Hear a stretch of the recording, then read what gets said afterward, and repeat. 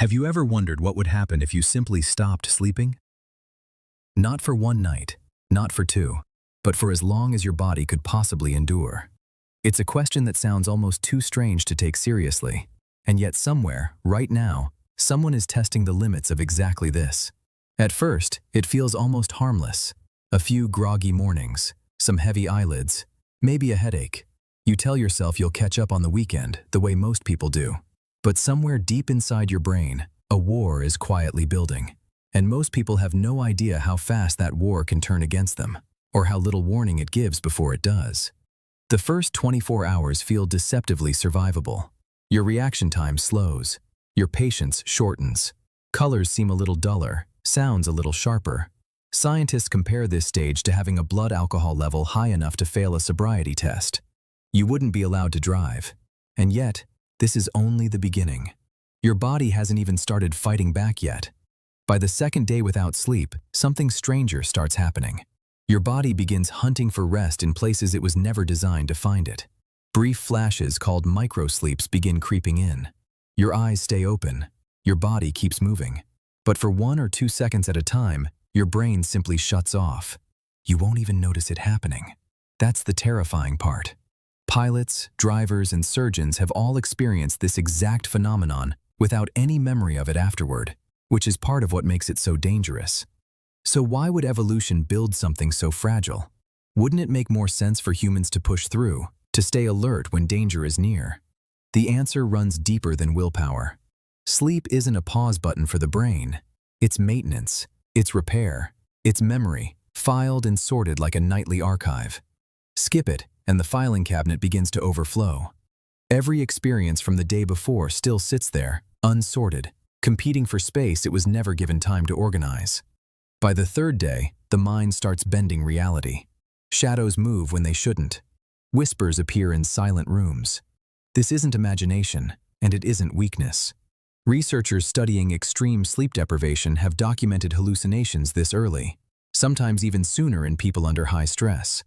The brain, starved of its nightly reset, begins misfiring signals it would normally suppress. It starts treating imagined threats the same way it treats real ones, which is exactly why fear and paranoia tend to arrive before anything else does. There's a reason interrogators and captors throughout history have used sleep deprivation as a weapon. Not because it looks dramatic, but because it works. The mind becomes suggestible. Emotions swing wildly between anger and despair. Some people cry without knowing why.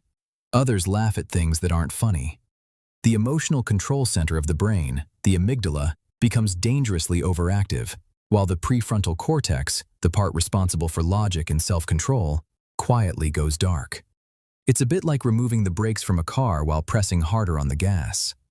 So what happens if this continues past the point most humans have ever tested? Most people assume there's a wall somewhere, a point where the body simply forces itself to shut down no matter what. But the truth is stranger than that. There's one case that still puzzles scientists today. In 1964, a 17-year-old named Randy Gardner attempted to break the world record for staying awake for a school science project. 11 days, 264 hours without sleep. Researchers monitored him the entire time, both amazed and alarmed by what they witnessed. He experienced paranoia, memory lapses, mood swings that came out of nowhere. At one point, he insisted he was a famous football player, fully convinced of it, even though nothing about his life supported that belief. His speech slowed, his thoughts blurred together, and yet somehow, his body kept going. And yet, he survived. Which raises an unsettling question. If 11 days without sleep didn't kill him, then what actually happens if someone never sleeps at all? Where exactly is the line between exhaustion and something far more permanent? This is where the story turns from psychology into something far darker. There exists an extremely rare genetic disorder called Fatal Familial Insomnia. Those affected slowly lose the ability to sleep, not for days, but for months. Unlike ordinary insomnia, the body never recovers, never catches up, never resets. As the sleepless months pass, the brain doesn't just tire. It begins physically deteriorating. Patients experience worsening hallucinations, rapid weight loss, and a slow unraveling of both mind and body that current medicine still cannot stop. Scans of their brains revealed damage in regions responsible for regulating sleep itself, as though the very mechanism meant to protect them had turned against them. It's a haunting reminder that sleep isn't simply rest. It's survival, disguised as something so ordinary that we barely think about it. We treat it as an inconvenience, something to be minimized, when in reality, it might be the single most protective thing our biology does for us. Which brings us to the biological question scientists still don't fully understand. Why does the absence of something so passive, so seemingly unnecessary, become fatal? Animal studies offer disturbing clues. Rats deprived of sleep entirely don't die from exhaustion in the way we might expect. They die because their bodies lose the ability to regulate temperature and immune defense. Their internal systems essentially forget how to protect themselves. Sleep, it turns out, isn't the brain resting while the body waits. It's the body's entire defense network quietly rebuilding itself in the dark, cell by cell, system by system. Think about that for a moment. Every single night, without any conscious effort, your body performs biological repairs more complex than most surgeries. Toxins are cleared from brain tissue through a system scientists only fully identified in the last decade. Memories are consolidated and reorganized. Hormones are rebalanced. Immune cells are redistributed.